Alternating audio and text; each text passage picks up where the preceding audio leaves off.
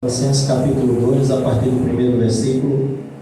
Aqueles que encontrarem, fiquem de pé em reverência à palavra do nosso Deus. Amém? Diz assim a palavra de Deus: porque vós, irmãos, sabeis pessoalmente que a nossa estada entre vós não se tornou infrutífera, mas apesar de maltratos e ultrajados em Filipos, como é do vosso conhecimento, tivemos ousadia e confiança em nosso Deus para vos anunciar o Evangelho de Deus em meio a muita luta. Pois a nossa exortação não procede de engano, nem de impureza, nem se baseia em dolo. Pelo contrário, visto que fomos aprovados por Deus, a ponto de nos confiar Ele o Evangelho. Assim falamos, não para que agrademos a homens, e sim a Deus, que prova o nosso coração. Amém. A verdade é que nunca usamos de lijuagem ou bajulação, como sabeis, nem de intuitos gananciosos.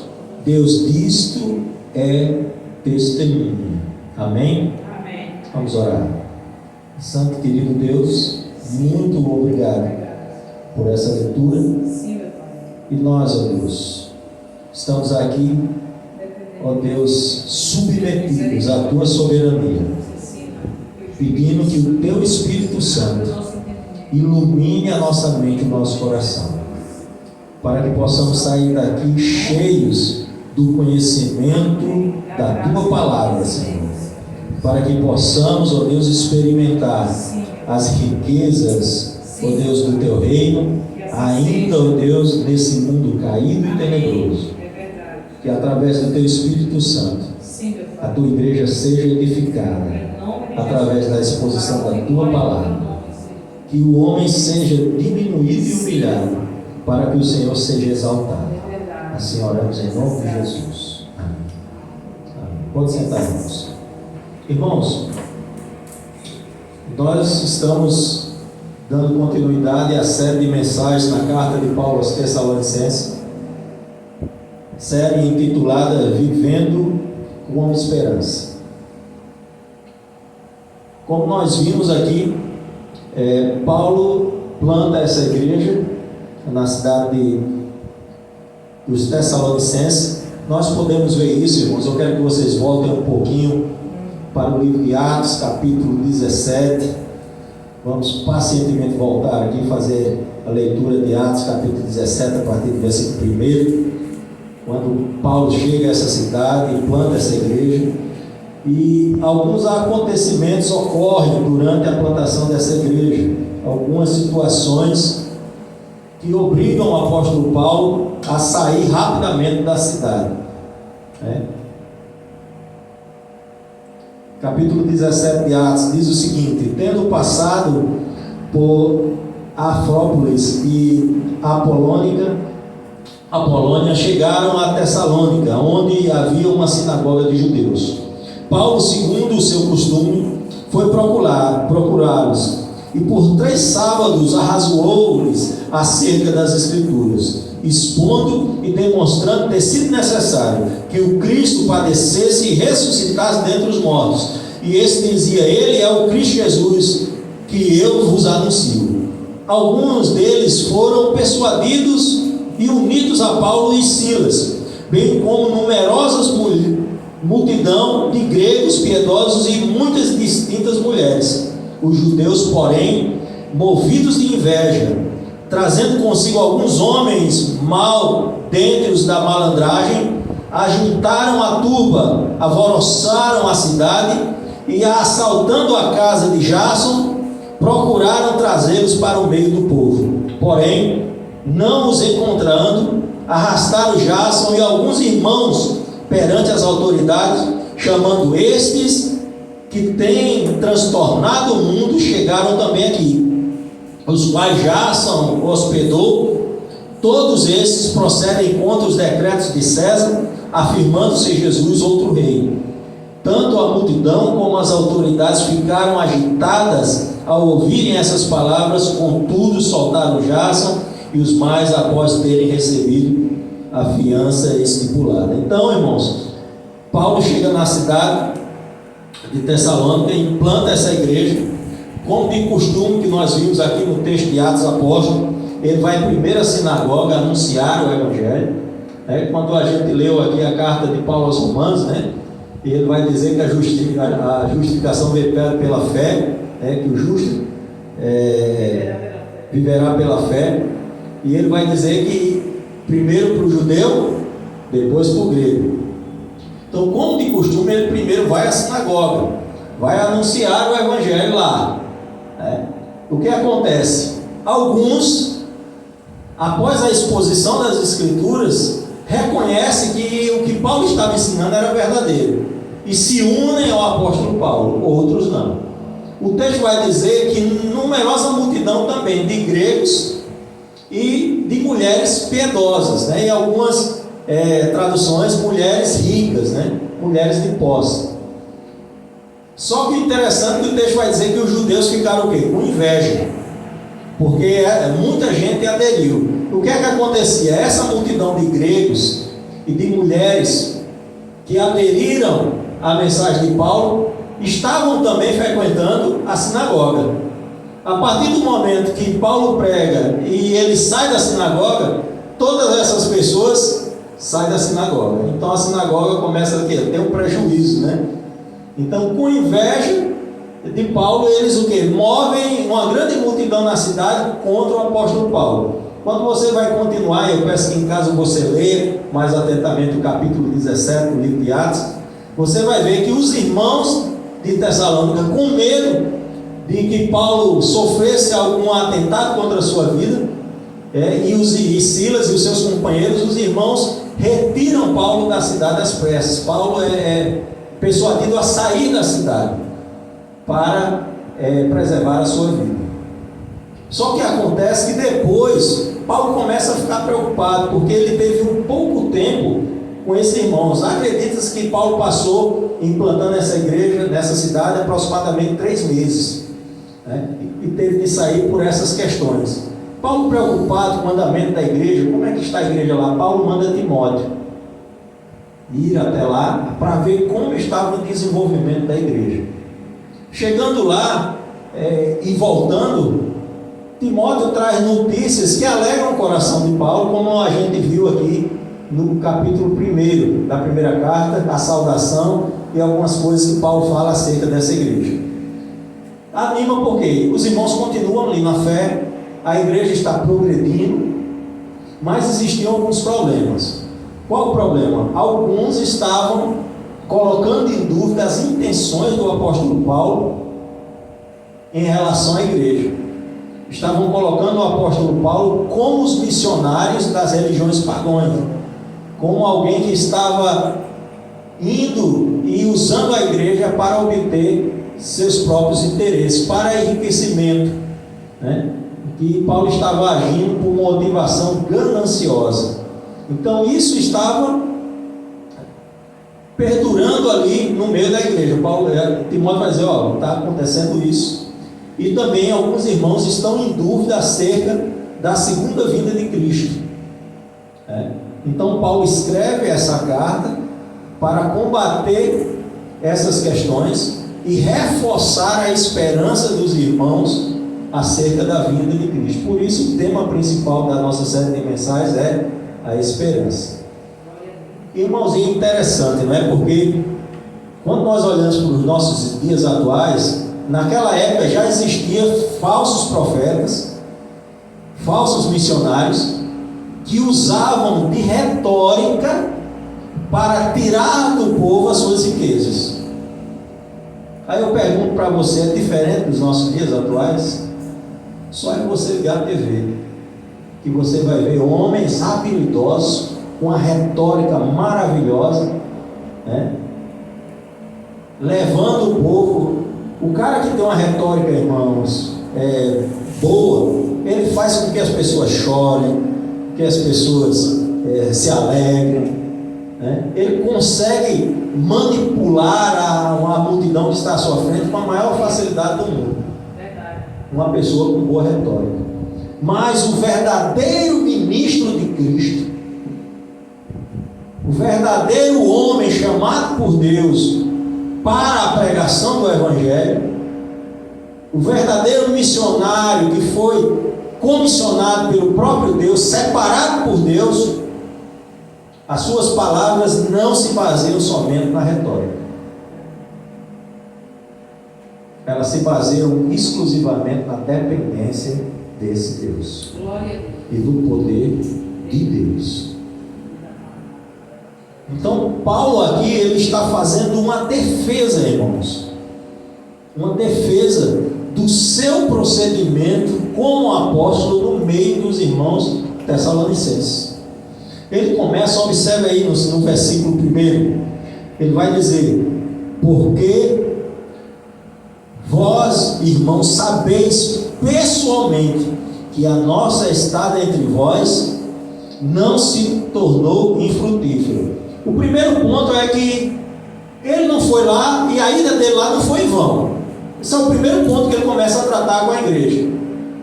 E embora ele tenha passado pouco tempo, cerca de 3 meses na plantação daquela igreja, e tenha sido obrigado a sair repentinamente, a ida dele e o trabalho dele, o trabalho dos seus companheiros, dos missionários que acompanharam Paulo, deu fruto. Por quê? Porque eles conseguiram em um pouco tempo plantar uma igreja naquela cidade. E a notícia do progresso do Evangelho dentro daquela igreja tomou conta até das cidades vizinhas. Estavam alegrando até as pessoas das cidades vizinhas. Muita gente foi levada a Cristo através dessa igreja plantada por Paulo. Então ele já começa tratando aí. A nossa ida aí não foi frutífera. Primeiro ponto, verso 2, ele vai dizer: mas apesar de ultrajados em Filipos, como é do vosso conhecimento, tivemos ousadia e confiança em nosso Deus para vos anunciar o Evangelho de Deus em meio a quê? Muita luta. Antes de chegar a Tessalônica, irmãos, Paulo passou por Filipos. E lá Paulo enfrentou uma grande provação. Paulo foi preso. Paulo levou surra de chicote. Teve que sair fugido da cidade. Teve que usar até a sua cidadania romana diante das autoridades daquela cidade. E ele chega em Tessalônica esperando a mesma coisa.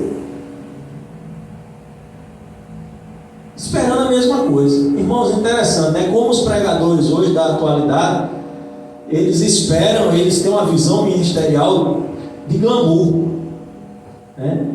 Eles querem mais se parecer com os artistas do mundo secular do que com os pregadores e os apóstolos que nos antecederam. E até mais com o próprio Cristo. Irmãos, quantas vezes Jesus teve que sair às pressas de um local, de uma cidade, para não morrer? A mensagem do Evangelho, ela foi bem aceita em todos os lugares? A mensagem de Jesus Cristo de Nazaré foi aceita de bom grado em todos os lugares? Jesus, irmãos, foi aceito em todos os lugares? Foi bem recebido em todos os lugares? Não, irmãos.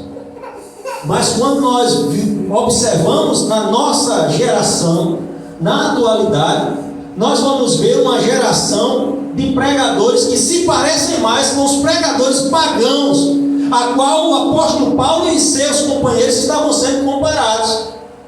Homens gananciosos, que têm como único objetivo tirar e utilizar da igreja para seu enriquecimento e para sua ascensão social, enganando a igreja do Senhor e levando a muitos que ainda não estão na igreja a imagem de que todos os pregadores do Evangelho são gananciosos. Paulo estava sofrendo por aquilo que homens gananciosos estavam fazendo na sua geração. E é isso que sofrem hoje os pregadores que tentam pregar uma mensagem fiel do Evangelho. Sofremos o preconceito por causa de homens gananciosos que não têm compromisso com a verdade do Evangelho. E Paulo está fazendo a defesa da integridade do seu chamado apostólico, dando provas a esses irmãos de como ele procedeu enquanto esteve na cidade. Ele vai dizer, apesar dos maus tratos em Filipe, como é do vosso conhecimento, a igreja tinha conhecimento do que eles tinham passado na cidade de Filipos. Mesmo assim, eles continuaram arriscando as suas vidas e foram até Tessalônica continuar a obra missionária. Plantaram a igreja. Como nós lemos agora no capítulo 17 de Atos, novamente se levanta uma perseguição contra os apóstolos, contra a equipe missionária do apóstolo Paulo.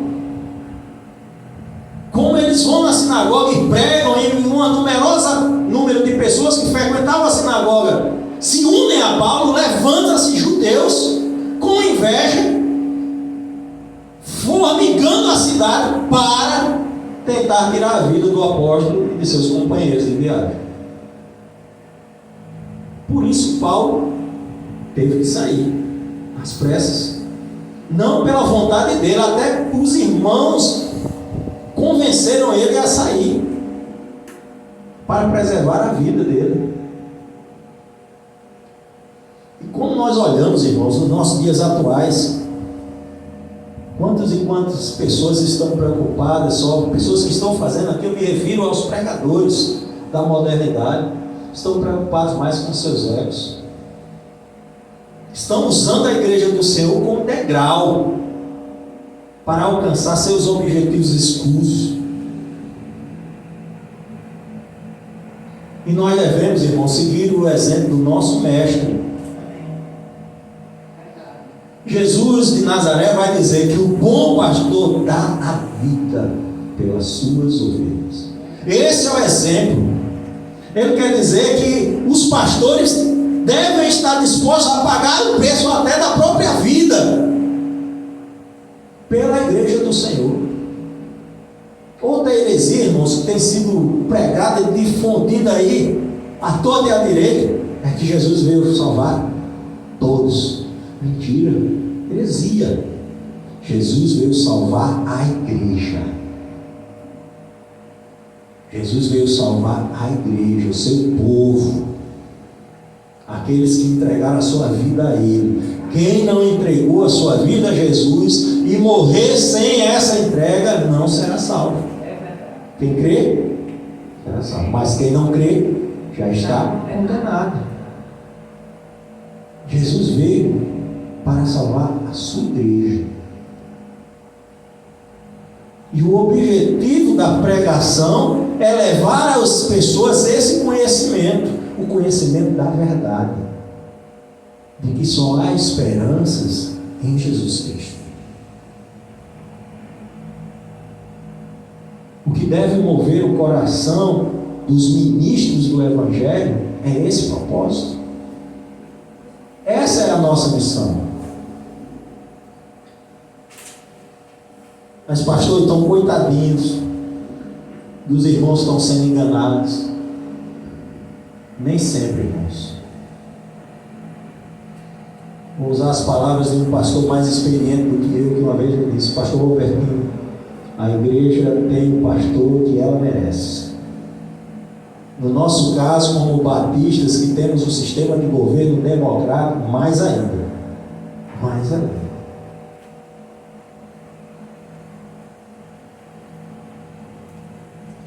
Nós estudamos hoje sobre a reforma protestante, mais um aniversário dessa reforma, em que a humanidade vivia uma era de escuridão, em que a igreja era detentora da palavra e as pessoas não tinham acesso, grande parte da população não tinha acesso às escrituras. A reforma tornou esse acesso a todos.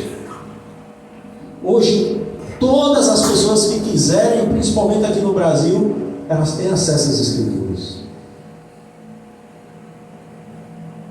Então as pessoas estão sendo enganadas porque não examinam as escrituras sagradas.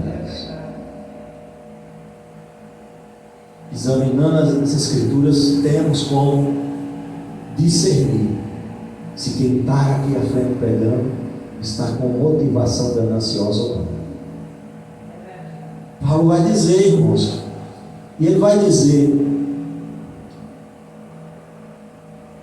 com ousadia em nosso Deus, com ousadia e confiança em nosso Deus, que vos anunciamos o Evangelho de Deus em meio a muita luta. Paulo deixa claro que ele estava fazendo isso não confiando nele, não confiando nos seus companheiros de viagem, não confiando na igreja, nos irmãos que iam receber a mensagem, mas confiando e depositando sua confiança exclusivamente em Deus. A fonte da confiança de Paulo para o cumprimento da missão é o próprio Deus. É Deus. Qual tem sido a sua confiança? Em que está alicerçado o seu coração? O que tem movido a sua vida até os dias de hoje? E qual a perspectiva que você tem para os dias futuros? Em que você está depositando a sua confiança? Esses homens depositaram a sua confiança exclusivamente em Deus, para cumprir a missão de Deus, para cumprir os propósitos de Deus. Ele vai seguir. E ele vai dizer em meio ao que, irmãos? Muita luta. Não foi fácil. O que esses homens fizeram, a missão não foi algo fácil. Eles não foram sempre aplaudidos. Eu estava vendo hoje que tem alguns, eu não vou citar aqui nomes, mas alguns pregadores da atualidade estão cobrando até 20 mil reais para pregar. Eu imagino o apóstolo Paulo no túmulo se revirando com uma notícia dessa. 20, 15, 30. Eu me recordo do testemunho que eu recebi de um amigo presbiteriano, na época que o nosso saudoso pastor Russell Shedd era vivo, e ele foi pregar na igreja presbiteriana ali em Paramirim. E Russell Shedd, irmãos, um dos maiores teólogos da igreja, não só no Brasil, mas no mundo, um homem respeitadíssimo. E os irmãos da igreja perguntaram: o senhor tem preferência por qual hotel? Qual hotel que o senhor quer se hospedar? Tá? Eu disse: hotel. Eu preciso só que um irmão conceda um quarto em uma casa de algum irmão. Somente. E assim foi, ele se hospedou na casa de um irmão da igreja. Separado um quarto. Ele não exigiu nada da igreja.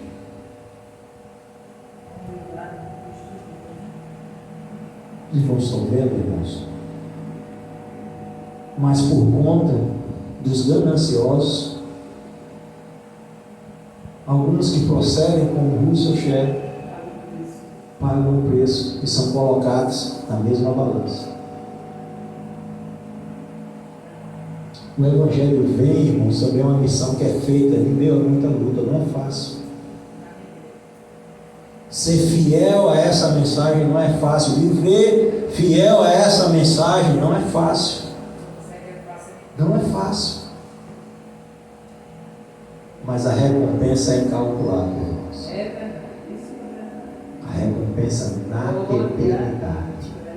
Não espere recompensa nesse mundo. Esse mundo odeia o cristianismo. Esse mundo odeia o cristianismo. O que nós estamos vindo, a escalada de ódio contra os judeus no mundo. O que você está vendo hoje em relação ao povo judeu, não tenha dúvida, isso vai acontecer em relação aos cristãos e à igreja. Isso vai acontecer.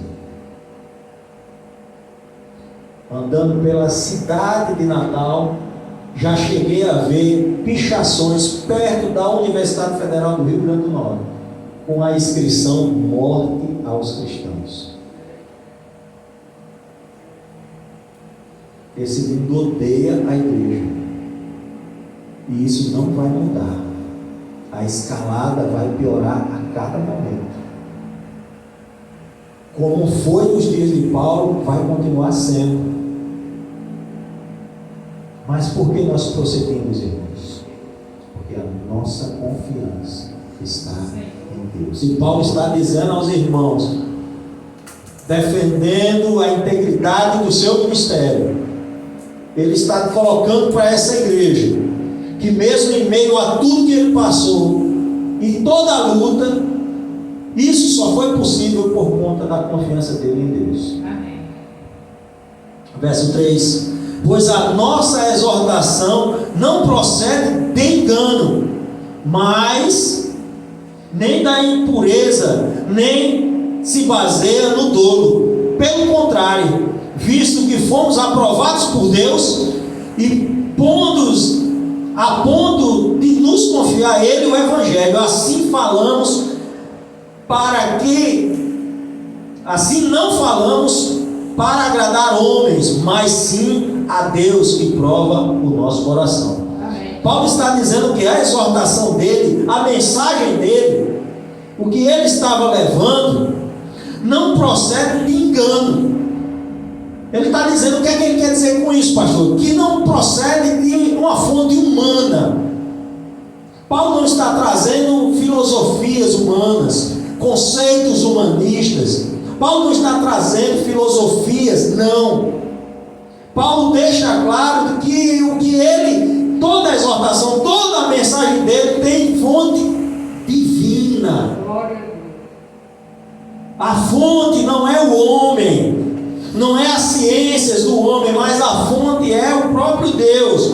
Por isso que a mensagem não é enganosa, como estavam tentando colocar para o apóstolo Paulo, que ele era um enganador e que a sua mensagem era enganosa, como a dos missionários pagãos, que tinham como comum, irmãos, quando os missionários pagãos chegavam, e era comum naquela época, eles chegavam na cidade e anunciavam as suas mensagens, depois eles passavam com um chapeuzinho,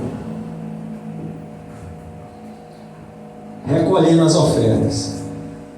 O objetivo daqueles homens era simplesmente receber um pagamento pelas suas palavras. Eles não tinham compromisso nenhum com a verdade. Não tinham compromisso, porque o objetivo não era levar a verdade, era ganhar riquezas, adquirir riquezas. É diferente do que nós vemos hoje. Mas o apóstolo Paulo chega com uma mensagem, irmãos, de verdade. Uma mensagem que até hoje não agrada os homens. Que no meio de uma sociedade grega romana, onde a imoralidade sexual era comum e o culto pagão era comum, Paulo chega com a mensagem e com a proposta de que o ser humano devia viver uma vida de quê? De santidade. Que o ser humano devia abrir mão da imoralidade sexual para viver uma vida santa, de que ele deveria abandonar as práticas religiosas pagãs, a adoração a vários deuses, para adorar um único Deus verdadeiro. Essa mensagem não foi bem aceita, irmãos. Quando você vai estudar lá as viagens missionárias, vai lendo no livro de Atos, os comerciantes de uma cidade se levantaram, porque eles viviam da venda de estátuas das divindades romanas e gregas. E quando as pessoas se convertem, elas vão abandonando a idolatria. E isso tem um impacto no comércio e nos comerciantes daquela cidade, que se revoltam contra Paulo e tentam matar o apóstolo Paulo, por causa dessa mudança que o Evangelho causa nas pessoas.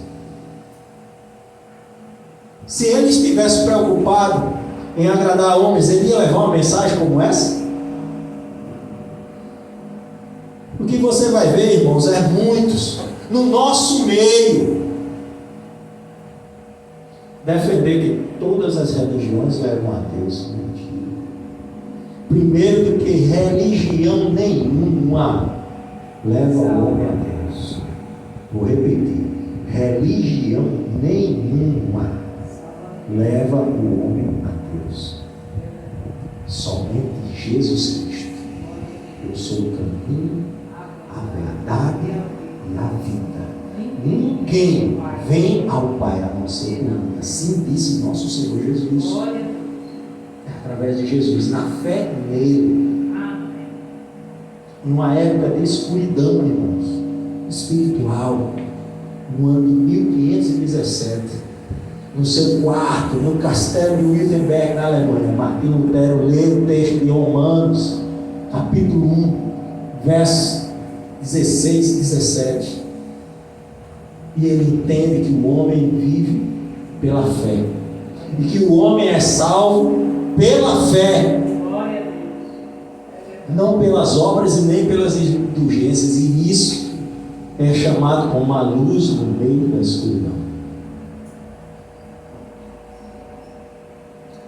Essa mensagem agrada aos homens? Hein, irmãos? Será que essa mensagem é agradável aos ouvidos dos homens? Uma vida de renúncia, de arrependimento, de submissão, de humilhação? Ou é mais fácil dizer que venha para Jesus, que você vai ter uma vida próspera? Venha para Jesus, que você vai conseguir ganhar sua casa própria, seu carro. Venha para Jesus, que você vai ter o melhor casamento do mundo. Venha para Jesus, porque seus filhos vão ser uma bênção.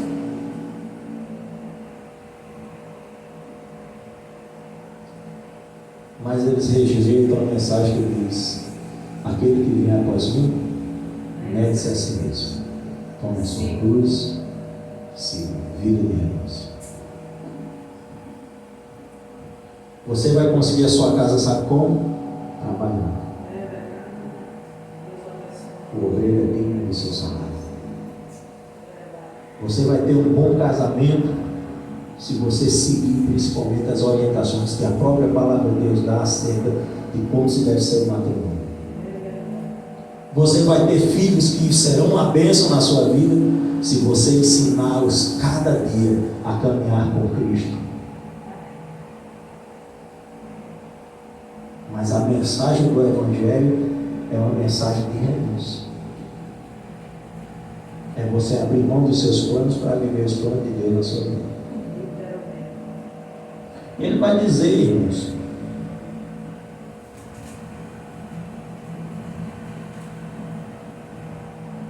pelo contrário, visto que fomos aprovados por quem? Por Deus, a ponto de nos confiar a Ele o Evangelho, assim falamos não para agradar homens, e sim a Deus que prova os corações.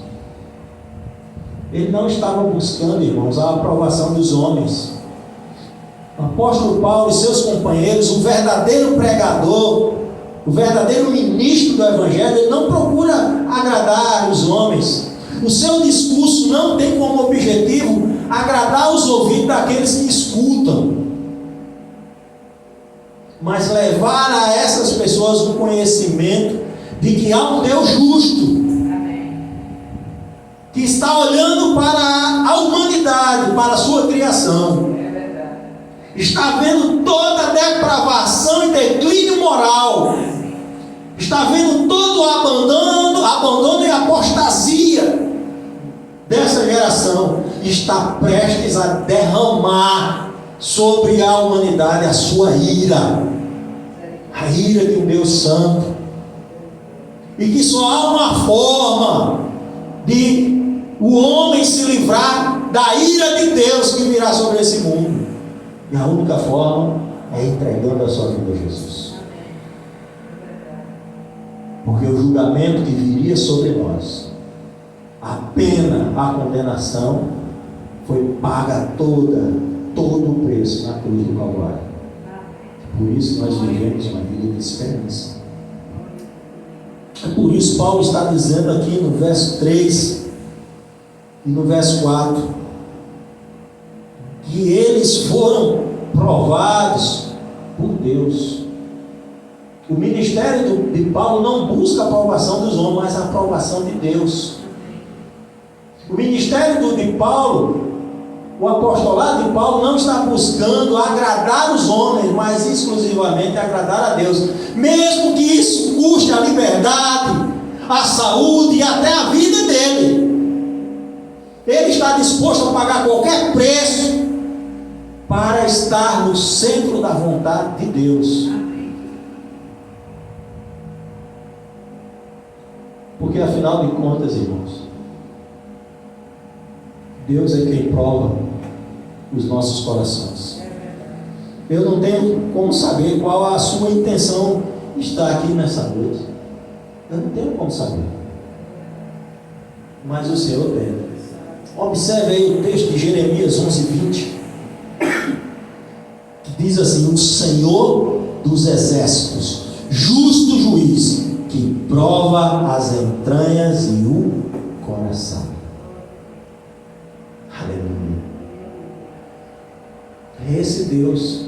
Paulo está dizendo que a aprovação dele, mesmo que esses homens que estão tentando levar a igreja de Tessalônica, levantando eles contra a autoridade e a sinceridade da pregação e do ensino do apóstolo Paulo, mesmo assim Paulo está dizendo que não está preocupado com isso, porque a aprovação que ele quer não é a aprovação dos homens, mas a aprovação do próprio Deus, porque tenha consciência de que Deus sonda os corações.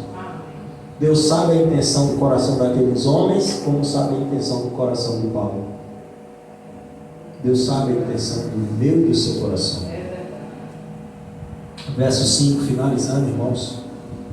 A verdade é que nunca usamos de linguagem de bajulação, como bem sabeis, nem de intuitos gananciosos. Deus disto é testemunho.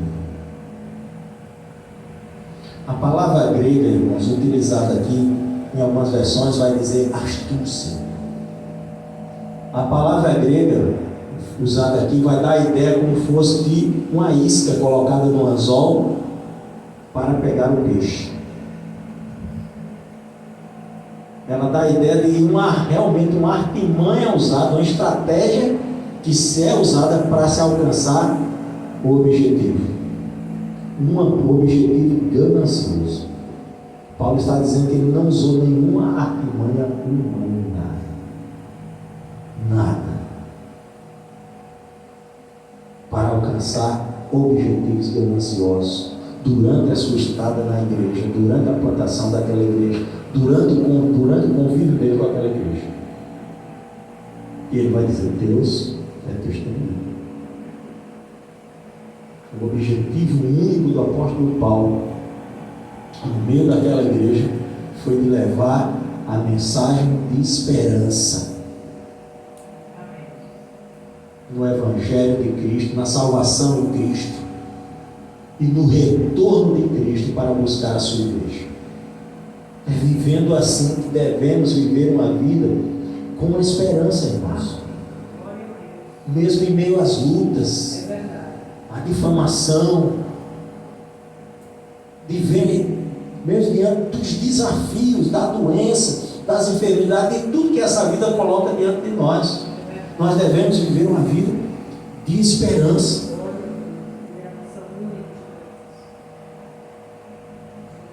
Não buscando jamais, irmãos, ser aprovado pelos homens, ou querendo ser julgado pelos homens, mas buscando, assim como o apóstolo Paulo,